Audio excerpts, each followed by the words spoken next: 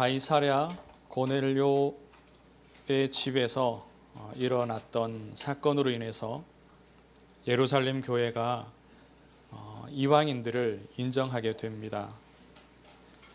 하나님께서 이방인들에게도 생명 얻는 회개를 주셨다. 이 사실을 인정을 합니다. 하나님께서 그들을 살리기를 원하시고 또 그들에게도 회개와 또 구원과 성령의 은혜 주심을 인정하고, 그래서 안디옥 지역에서 수많은 사람들이 예수 믿고 돌아왔을 때에 바나바를 그곳에 파송합니다. 안디옥 지역에서 주교로 돌아온 그 신자들은 유대인도 있었고 또 이방인도 있었습니다. 그곳에서 바나바가 도착하여서 그곳에서 하나님의 은혜를 보았다라고 합니다.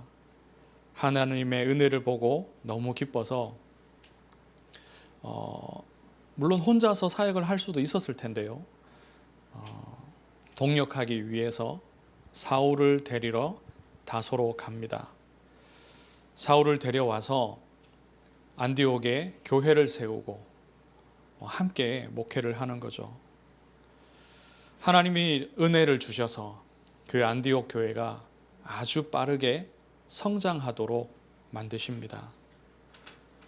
그런데 또 감사한 것은 예루살렘 교회가 한 번에 그치지 않고 계속해서 안디옥 교회에서 일어나고 있는 하나님의 역사들을 듣고 있고 또 기도하고 있고 심지어는 사역자들을 또 보내고 있습니다. 27절에 보면 선지자들이 예루살렘에서 안디옥에 이르니 라고 말씀합니다. 바나바를 파송했던 것처럼 또 여러 교사들의 무리를 또 보내는 겁니다. 여기서 선지자라는 단어가 나오는데요. 하나님의 영에 아주 감동이 되어서 하나님의 말씀을 가르치는 어떤 교사 정도로 생각을 하시면 되겠습니다. 이 선지자들 중에 한 사람, 아가보라는 한 사람이 예언을 합니다. 어떻게 예언하느냐? 천하에 큰 흉년이 들리라. 구체적으로 때는 얘기하지 않은 것 같아요. 천하에 큰 흉년이 들리라. 그래서 언제 이 흉년이 왔느냐? 로마의 글라우디오 황제 때에 그가 집권하던 초기 4년 차부터 횟수로는 5년 동안 큰 흉년이 왔습니다. 팔레스타인 전 지역에 이 흉년이 왔습니다. 그렇게 이스라엘이 있는 그 전체, 유대 지방 전체죠. 이때에 안디옥 교회에서 부조를 보내기로 작정합니다. 제자들이 자기 힘껏 힘 닿는 대로 부조를 보내기로 작정하고, 바나바와 사울, 예루살렘 교회와도 익히 잘 알고 있고, 또 특히 예루살렘 교회에서 파송한 바나바니까요, 목회자니까 이들의 손을 통해서 예루살렘 교회의 장로들에게 이 부조를 전달합니다. 어려울 때 서로 챙기고 돕는 것은 참 아름답고 훈훈하죠. 너무 좋은 모습들입니다. 원래 부조가 그런 거잖아요. 그런데 우리에게 있어서 간혹 그런 마음들이 드는데, 부조는 어찌 보면 투자 같기도 하고,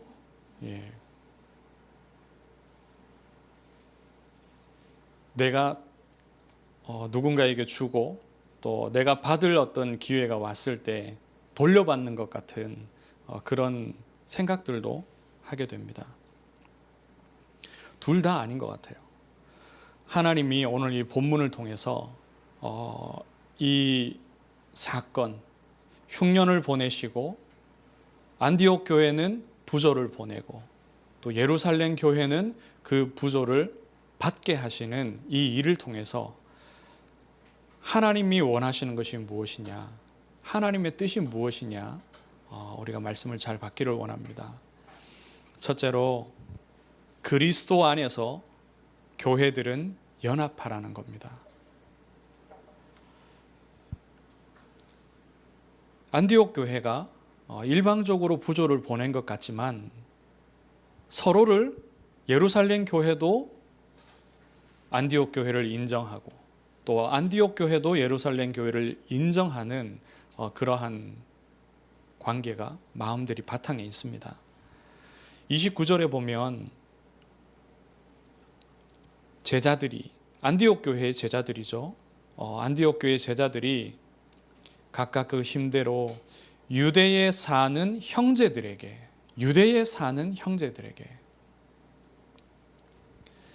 유대에 있는 신자들을, 유대인 중심의 교회죠.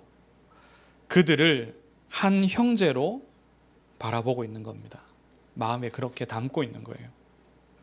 이방인들도 그러한 거죠. 만약에 유대인들이 이방인 신자들을 그리스도 안에서 한 형제로 인정하지 않는다면 이 부조를 받았겠습니까? 절대로 받지 않죠. 유대인들이 어떤 사람들인데 절대로 받지 않습니다. 이방인들 또한 예루살렘 교회를 자신들의 모교회로 그렇게 인정하지 않았다면 이들을 위해서 부조를 보내지 않았을 겁니다. 자기들에게 복음을 전하여 준 하나님이 보내신 교회로, 또 자기들을 돌보기 위해서 사역자를 보내어주고 우리의 기도 제목을 알아가고 하나님의 역사를 기뻐하고 그래서 또 일꾼들을 보내주는 그러한 모교회로, 한 형제로 이 안디옥 교회도 예루살렘 교회를 그렇게 본 것입니다. 그렇기 때문에 이 부조를 모아서 보내는 거죠. 유대인만 이방인들을 차별하고 편견하는 것은, 편견을 갖고 있는 것은 아닙니다. 이방인들도 마찬가지예요. 이방인들도 유대인들을 배척하고 자기들에게 힘이 있을 때는 얼마든지 유대인들을 차별했습니다. 셰익스피어의 베니스의 상인 같은 이런 작품들을 보더라도 유대인들은 피도 눈물도 없는 돈만 밝히는 그런 장사치들로 이렇게 묘사를 하고 있습니다. 나치가 유대인들을 학살한 그런 사건들도 유대인들의 그런 편견과 차별, 또 이들에 대한 다른 민족들의 그러한 차별의 마음들도 한 원인이 되는 겁니다. 부조를 주고 받는 이 실제적인 사건을 통해서 하나님께서는 유대인과 이방인들이 그리스도 안에서 연합하고 있다는 사실을 확인시키십니다. 그리스도 안에서 하나라는 겁니다. 안디옥 교회가 이렇게 하고 나니까요, 이후에 세워지는, 이방 땅에 세워지는 모든 교회들도 예루살렘 교회와의 그 관계를 한 형제로, 모교회로, 또 그들의 하나님의 은혜를 통해서 하나하나 세워져 간 그런 교회들로, 이제 브랜치 교회로 그렇게 생각을 하는 겁니다. 그래서 갈라디아서 2장에도 보면은 이제 바울이 갈라디아 교회의 또 본인의 중심이고 갈라디아 교회를 향한 중심이기도 하죠. 자기가 이를 부조하고 또 돕고 하는 그런 중심을 가지고 있다는 것을 말씀하며 갈라디아 교회를 향하여서도 그렇게 말씀합니다. 안디옥 교회 이후에 세워지는 교회들도 예루살렘 교회와 그리스도 안에서 연합하는 그러한 좋은 믿음의 전통들이 세워집니다. 하나님이 감사하게도 우리 교회에도 이러한 일들을 허락하셨습니다. 우리가 도움을 받게 해주셨어요. 우리 교회보다 2년 먼저 교회당을 얻은 개척교회가 있습니다.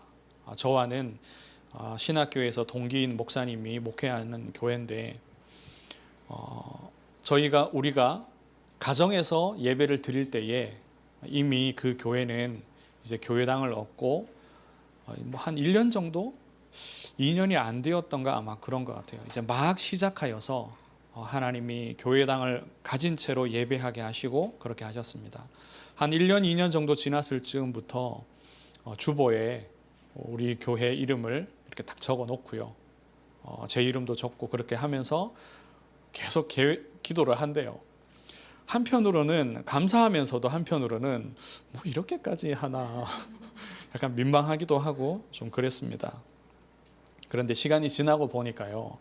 한 번, 두 번 그렇게 그냥 한 것이 아니라 우리 교회가 이제 진행되어지는 그런 것들을 계속 포럼하고 궁금해하고 물으면서 이야기를 자꾸 들으면서 때에 맞춰서 때로는 헌금도 하고 또 때로는 와서 보기도 하고 그런 관계를 계속 가지면서 기도해 줬습니다. 그 교회가.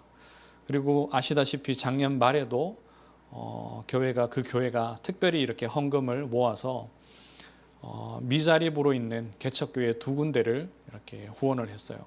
그게 또 저희 교회였고 우리 교회였고 하나님께서 이것을 원하십니다. 하나님께서 그리스도 안에서 교회들이 연합하는 것, 하나가 되는 것, 서로 중보하고 서로 돕고 서로 섬기는 것을 하나님이 원하십니다.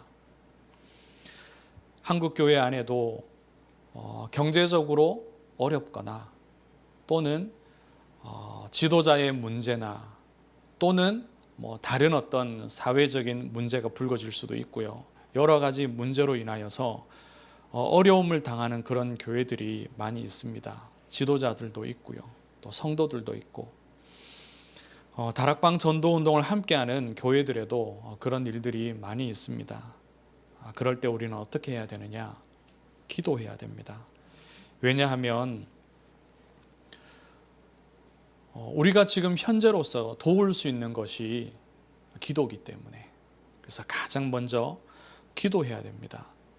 그 소식들을 들을 때에 비난하거나 정죄하거나 뭔가 가르치려 하기 이전에 그리스도 안에서 그리스도께서 하셨듯이 연합하는 마음으로 기도해야 됩니다. 왜냐하면 그리스도께서 그렇게 하셨고 또 하나님께서 그 믿음의 선배들을 통해 또 앞서 세워진 그 교회들을 통해서 우리가 이 귀한 그리스도의 복음을 듣게 하셨습니다. 그들의 기도로 인하여서 우리가 하나님의 은혜 안에 이렇게 교회까지 세워질 수 있도록 하나님이 허락하셨기 때문입니다. 요한복음 13장 14절에 보면 내가 주와 또는 선생이 되어 너희 발을 씻었으니 너희도 서로 발을 씻어 주는 것이 옳으니라. 예수님께서 몸소 세종로가 되어서 자기의 제자들 발을 일일이 씻겨주셨습니다. 그리고 13장 34절에는 새 계명을 너희에게 주노니 서로 사랑하라. 내가 너희를 사랑한 것 같이 너희도 서로 사랑하라. 이것이 하나님께서 그리스도 안에서 원하시는 바입니다. 섬기고 하나 되는 것. 마태복음 18장 19절에서 20절에 보면 두세 사람이 내 이름으로 모인 곳에는 나도 그들 중에 있느니라. 사실은 그리스도께서 한 사람 한 사람 소중히 여기고 함께 하십니다. 너희가 한 사람만 있어도 내가 너희와 함께 한다. 그렇게 말씀하셔도 되는데 왜 두 사람이냐? 둘이 모인 곳에 내가 그들 중에 함께 있다. 이 말은 한 사람 한 사람이 연합하는 것이 그만큼 중요하다는 것입니다. 사람은 사실은 둘만 있어도 연합이 안 됩니다. 나뉘어지고 서로 싸우게 됩니다. 그것이 영적인 일이고 그것이 육신적인 창세기 3장 이후의 육신적인 결과이기 때문에. 그런데 하나가 된다는 것은 하나님의 은혜입니다. 두 사람이 합심하여 기도하는 그들의 모임은 10사람이든 100사람이든 하나 될 수 있는 겁니다. 그래서 최소 단위로 두 사람이 합심하여 그리스도 안에서 마음을 합하여 기도할 때에 그리스도께서 그들과 함께 하신다는 겁니다. 하나님이 그리스도께서 원하신다는 거죠. 우리도 개척교회지만 돕기를 원합니다. 다른 개척교회들 돕기를 원합니다. 기도로 돕고 또 물질로 돕기를 원합니다. 제 마음에는 우리 재정의 한 10분의 1 정도를 국내에 있는 개척교회들에게 도왔으면 싶어요. 또 10분의 1은 선교하기를 원하고, 이런 부분들은 30절에 보니까요, 그 재정을 부조를 예루살렘 교회의 장로들에게 보내었습니다. 이와 같이 교회 안에서 이러한 교회 전반적인 일들과 재정과 또 현장의 어떤 육신적인 이러한 교회의 일을 위하여서 세운 집사와 또 장로들을 통하여서 하나님이 일을 하실 겁니다. 그래서 우리 장로님들도 이런 일들을 두고서 계속 기도하시기를 바라고, 또 대화도 하시면서 우리 교회를 통해서 하나님이 어떻게 일하실지 더 구체적으로 얘기를 나눠주셨으면 좋겠습니다. 둘째로 이러한 섬김과 사랑의 시작이 어디냐, 그리고 그 본질의 내용이 어떠하냐, 두 번째 말씀입니다. 이 사랑과 섬김은 그리스도로부터 시작되었습니다. 이 그리스도는 하나님께로부터, 하나님 아버지로부터 왔습니다. 그리고 이 사랑과 섬김은 성령께서 역사하셔서 우리에게 감동을 주실 때 감당할 수 있습니다. 요한일서 4장 10절에 보니까 사랑은 여기 있으니 우리가 하나님을 사랑한 것이 아니요 하나님이 우리를 사랑하사 우리 죄를 속하기 위하여 화목제물로 그 아들을 보내셨습니다. 우리가 누군가를 사랑할 수 있는 것이 아닙니다. 우리가 하나님도 사랑하지 못하고 우리는 사람도 사랑할 수 없습니다. 먼저 한 것이 아닙니다. 하나님이 우리를 사랑하셔서 그리스도를 화목제물로 보내주셨기에 그 사랑을 힘입어서 우리가 하나님 사랑할 수 있고 그리스도 안에서 다른 형제들을, 교회들을 사랑할 수 있는 것입니다. 하나님으로부터 오는 은혜입니다. 나를 위해 죽으신 그리스도의 사랑입니다.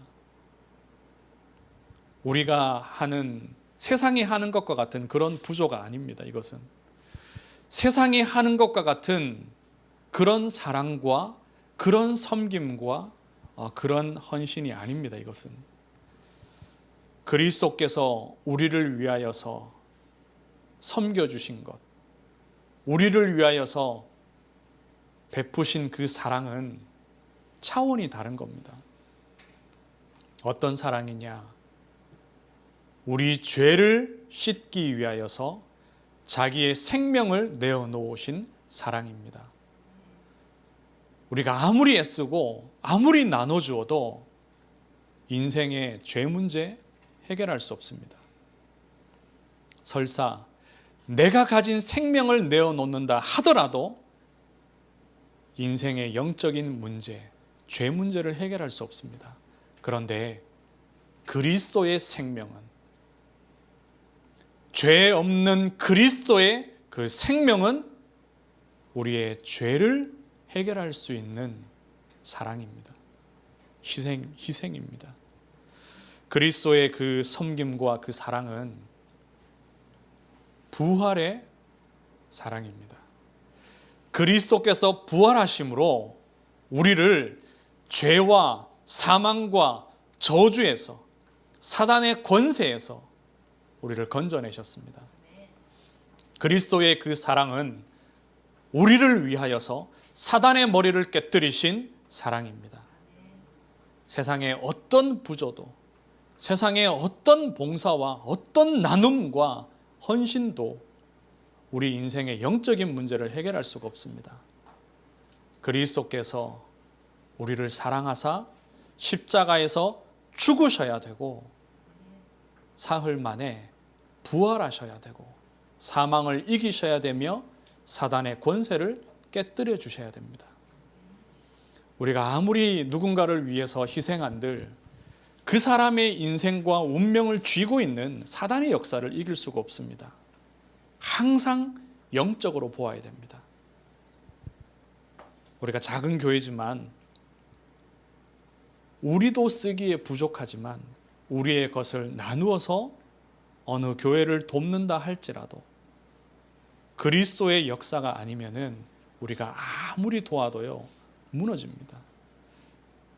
우리가 어느 한 사람을 아무리 사랑하고 그 사람을 양육하기 위해서 애쓰고 내 것을 나누어도 그리스도의 역사가 아니면은 그 사람은 무너집니다. 말씀을 맺습니다. 우리 교회가 참으로 안디옥 교회가 그러하였듯이 또 예루살렘 교회가 그러하였듯이 서로를 돌보고 양육하고 또 섬기는 교회가 되기를 원합니다. 그러나 그리스도께서 하셨듯이 살리는 일을 놓치면 안 될 것입니다. 아무리 애를 쓰고 나도 결국 영적으로 우리가 하지 않으면 무너집니다. 죄란 것이 그만큼 무섭고 또 끝까지 하나님 자녀 넘어뜨리기 위해, 교회 무너뜨리기 위해서 역사하거든요. 사단의 역사가 마찬가지입니다. 그래서 우리의 섬김과 우리의 사랑은 우리가 먼저 그리스도를 깊이 또 충만히 누리는 가운데 되어져야 됩니다.